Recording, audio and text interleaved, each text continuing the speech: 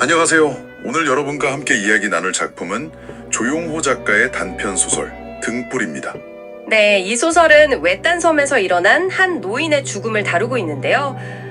단순한 사건처럼 보이지만 그 안에는 삶과 죽음, 또 기억과 고독 같은 깊은 이야기들이 숨겨져 있습니다. 그렇죠. 시작부터가 좀 미스테리예요. 이 노인의 죽음이 과연 그냥 일어난 일일까 아니면 스스로 택한 마지막이었을까? 이런 질문을 던지게 되죠. 맞습니다.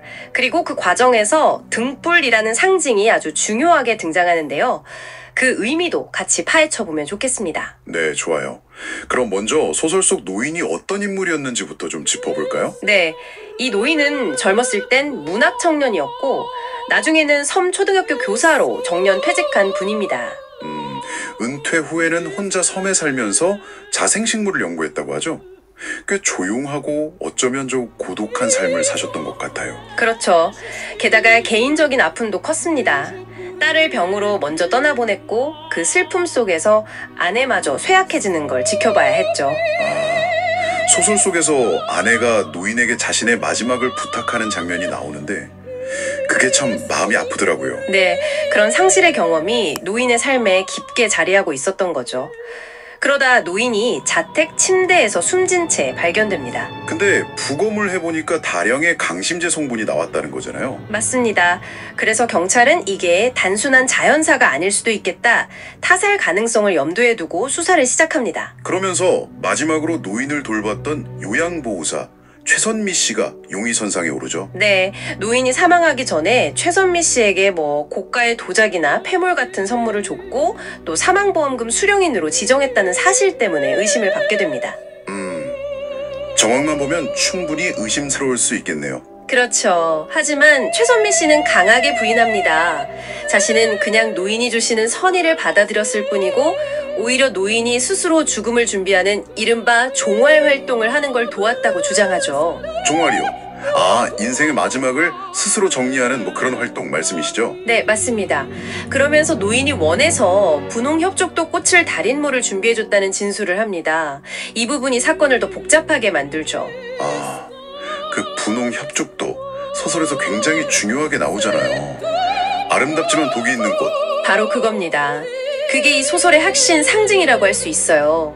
노인의 아내가 살아있을 때 아꼈던 꽃이기도 하고 또 노인이 죽음을 맞이할 때 곁에 둔 화분이기도 하죠. 그냥 예쁜 꽃이 아니었네요. 그렇죠.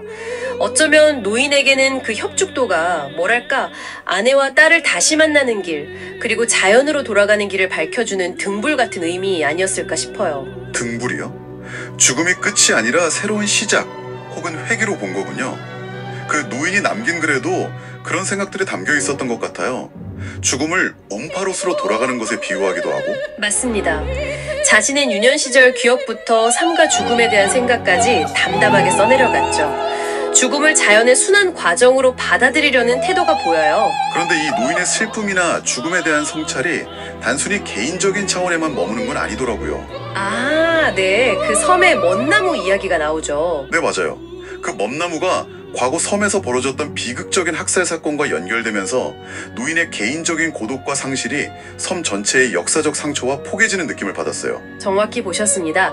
작가는 개인의 비극과 공동체의 트라우마가 어떻게 연결되는지를 그 먼나무를 통해 보여주는 거죠. 이런 복잡한 이야기를 우리에게 전달하는 사람이 바로 화자인 김순우인데요. 글쓰기 강좌에서 노인을 만난 인연으로 그의 삶과 고민을 가까이에서 지켜본 인물이죠. 네, 화자의 시선을 따라가면서 독자들은 노인의 내면을 좀 더 깊이 이해하게 됩니다.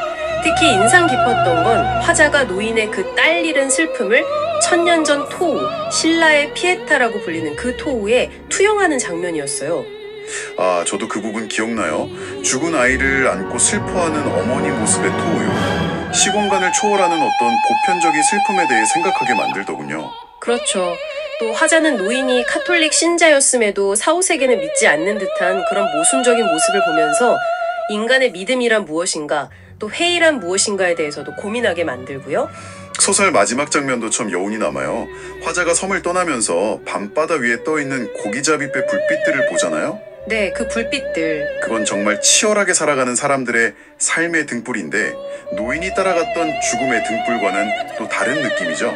근데 어쩌면 그 두 개의 등불이 완전히 다른 게 아니라 서로 연결되어 있는 건 아닐까? 뭐 그런 생각도 들더라고요. 좋은 지적이십니다. 결국 등불은 한 노인의 죽음, 어쩌면 선택이었을지도 모르는 그 죽음을 통해서 삶과 죽음의 경계, 또 남겨진 사람들의 시선과 기억의 무게에 대해 질문을 던지는 소설이라고 생각합니다. 네, 그 분홍 협죽도라는 강렬한 상징을 통해서 사랑하는 사람을 향한 그리움, 그리고 자연으로 돌아가고자 했던 노인의 마지막 마음이 절절하게 느껴지기도 하고요. 맞습니다. 그럼 마지막으로 질문을 던져보고 싶어요. 노인이 스스로 준비한 마지막 길, 그리고 그걸 도왔다고 말하는 최선미 씨의 행동, 여러분은 이걸 어떻게 받아들여야 할까요? 또 삶의 마지막 순간을 스스로 결정한다는 것에 대해 우리는 어떤 고민을 더 해볼 수 있을까요? 네, 쉽게 답을 내릴 수 없는 질문들이죠. 이 소설이 던지는 묵직한 질문들을 곱씹어 보는 시간이 되셨으면 좋겠습니다.